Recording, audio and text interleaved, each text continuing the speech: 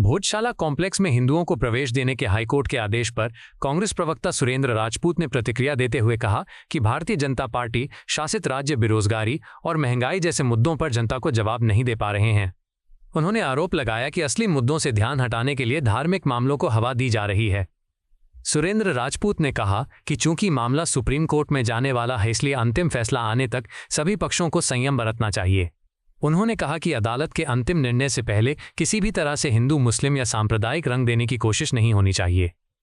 कांग्रेस प्रवक्ता ने कहा कि देश इस समय रोजगार, महंगाई और विकास जैसे मुद्दों का सामना कर रहा है और राजनीति को इन्हीं विषयों पर केंद्रित रहना चाहिए। बीजेपी प्रवक्ता शहजाद पूनावाला ने पंजाब के मुख्यमंत्री भगवंत मान पर निशाना साधते हुए कहा कि उन्हें अपनी जिम्मेदारी समझनी चाहिए। शहजाद पूनावाला ने कहा कि भगवंत मान को ये याद रखना चाहिए कि वो एक राज्य के मुख्यमंत्री हैं, कोई कॉमेडी मास्टर नहीं।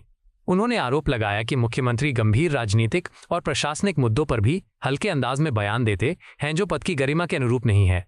बीजेपी प्रवक्ता ने कहा कि जनता ने उन्हें राज्य की समस्याओं का समाधान करने के लिए चुना है, इसलिए उन्हें प्रशासन और विकास पर ज्यादा ध्यान देना चाहिए। पूनावाला ने कहा कि मुख्यमंत्री के बयान और व्यवहार में गंभीरता दिखाई देनी चाहिए ताकि जनता का भरोसा मजबूत हो सके। बिहार के मंत्री रामकृपाल यादव ने उद्योगपति गौतम अडानी द्वारा सारण जिले के मस्ती गांव में आंखों के अस्पताल की योजना की सराहना की। उन्होंने कहा कि आंखें इंसान के लिए बेहद कीमती होती हैं और उनका सही इलाज हर व्यक्ति तक पहुंचना चाहिए। रामकृपाल यादव ने कहा कि प्रस्तावित अस्पताल बिहार की ग्रामीण आबादी के लिए बड़ी राहत साबित होगा। उन्होंने कहा कि अभी राज्य के कई लोगों को बेहतर इलाज के लिए बाहर जाना पड़ता है, लेकिन इस अस्पताल के बनने से स्थानीय स्तर पर ही आधुनिक चिकित्सा सुविधाएं उपलब्ध हो सकेंगी।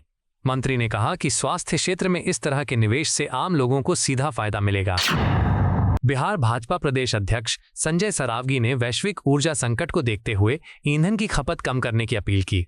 उन्होंने कहा कि प्रधानमंत्री नरेंद्र मोदी ने देशवासियों से आयात आधारित खपत कम करने का आग्रह किया है।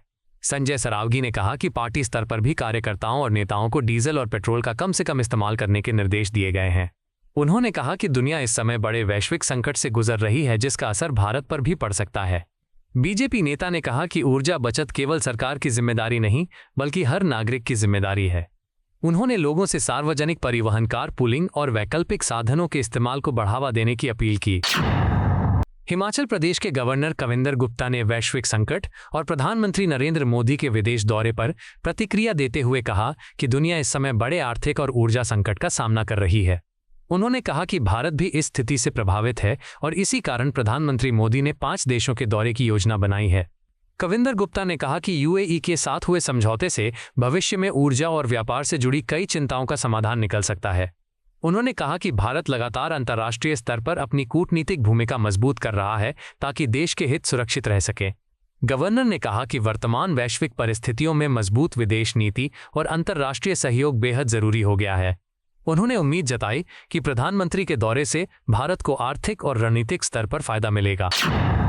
कांग्रेस नेता हुसैन दलवाई ने नीट पेपर लीक मामले को लेकर केंद्रीय शिक्षा मंत्री धर्मेंद्र प्रधान के इस्तीफे की मांग का समर्थन किया। उन्होंने कहा कि भारत की राजनीतिक परंपरा में बड़ी घटनाओं के बाद जिम्मेदारी लेते हुए मंत्रियों ने इस्तीफा दिया है। हुसैन दलवाई ने उदाहरण देते हुए कहा कि रेलवे हादसों और सुरक्षा मामलों में पहले भी मंत्री इस्तीफा दे चुके हैं। उन्होंने कहा कि नीट पेपर लीक ने लाखों छात्रों और अभिभावकों का भरोसा तोड़ा है, इसलिए शिक्षा मंत्री को नैतिक जिम्मेदारी लेनी चाहिए। कांग्रेस नेता ने कहा कि अगर जिम्मेदारी तय नहीं होगी तो व्यवस्था में सुधार संभव नहीं है। उन्होंने कहा कि नए नेतृत्व और प्रशासनिक सुधारों से परीक्षा प्रणाली को बेहतर बनाया जा सकता है। उत्तर प्रदेश के मुख्यमंत्री योगी आदित्यनाथ ने भारतीय संविधान और संसदीय लोकतंत्र पर बोलते हुए कहा कि भारत ने 26 जनवरी 1950 को संविधान अपनाया और उसके आधार पर संसदीय शासन व्यवस्था लागू की गई। योगी आदित्यनाथ ने कहा कि इस व्यवस्था में जनता अपने प्रतिनिधियों को चुनती है और वही शासन चलाते हैं। उन्होंने कहा कि जनता द्वारा चुना गया नेता देश में प्रधानमंत्री और राज्यों में मुख्यमंत्री के रूप में शासन व्यवस्था का संचालन करता है। मुख्यमंत्री ने कहा कि भारत का लोकतंत्र जनता की भागीदारी और संविधान की मजबूती पर आधारित है। उन्होंने कहा कि संविधान देश को एकजुट रखने और लोकतांत्रिक मूल्यों को मजबूत करने का काम करता है। बीजेपी के राष्ट्रीय महासचिव तरुण चुग ने राष्ट्रीय सुरक्षा और आतंकवाद के मुद्दे पर प्रधानमंत्री नरेंद्र मोदी की नीतियों की सराहना की। उन्होंने कहा कि नया भारत अब आतंकवाद के मामलों में केवल डोजियर देने तक सीमित नहीं रहता, बल्कि निर्णायक कार्रवाई में विश्वास करता है। तरुण चुघ ने कहा कि प्रधानमंत्री मोदी के नेतृत्व में भारतीय सशस्त्र बलों को आधुनिक तकनीक और रणनीतिक क्षमता के साथ फैसले लेने की पूरी स्वतंत्रता दी गई है। उन्होंने कहा कि इसी वजह से दुश्मन देश भारत की सैन्य ताकत और रक्षा क्षमताओं से डरते हैं। बीजेपी नेता ने कहा कि सरकार राष्ट्रीय सुरक्षा को सर्वोच्च प्राथमिकता दे रही है और आतंकवाद के खिलाफ जीरो टॉलरेंस की नीति पर काम कर रही है। भाजपा नेता टीआर श्रीनिवास ने प्रधानमंत्री नरेंद्र मोदी के विदेश दौरे और वैश्विक हालात को लेकर बयान दिया। उन्होंने कहा कि प्रधानमंत्री ने सही चेतावनी दी है कि अगर मौजूदा युद्ध और तनाव की स्थिति जल्द खत्म नहीं हुई तो पूरी दुनिया सप्लाई चेन, फूड सिक्योरिटी और एनर्जी सिक्योरिटी जैसी बड़ी चुनौतियों का सामना करेगी। टीआर श्रीनिवास ने कहा कि वैश्विक संघर्षों का असर केवल युद्ध वाले क्षेत्रों तक सीमित नहीं रहता, बल्कि पूरी दुनिया की अर्थव्यवस्था और आम लोगों के जीवन पर पड़ता है। उन्होंने कहा कि भारत लगातार अंतर्राष्ट्रीय मंचों पर शांति और स्थिरता की बात कर रहा है।